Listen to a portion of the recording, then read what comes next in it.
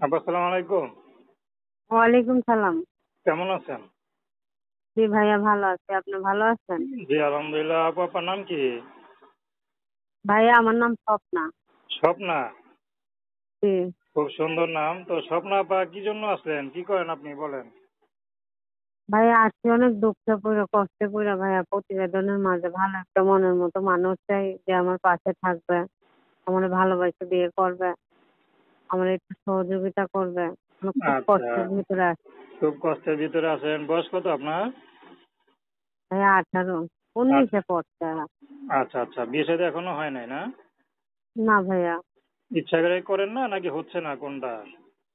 ভাইয়া টাকা পয়সার জন্য হচ্ছে না, তার ভিতরে অনেক কিছু লাগে।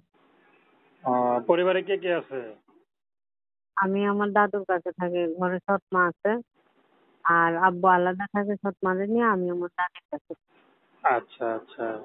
তো পড়াশোনা কতদূর করছেন? আছে সামান্য কিছু। সামান্য কিছু পাই- আছে।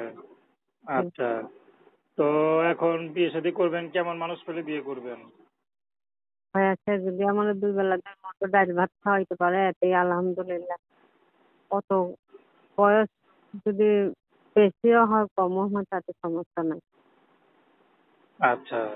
তো দর্শক আপনারা স্বপ্নাপুর কথা শুনলেন। তো প্রেম ভালোবাসা সাহায্য সহযোগিতা বিয়ে শাদী করা একান্ত আপনাদের ব্যক্তিগত ব্যাপার। তো আসুন আমরা 5 ওয়াক্ত নামাজ পড়ি, সর্বদা দেশের সেবা করি। আপু ভালো থাকবেন।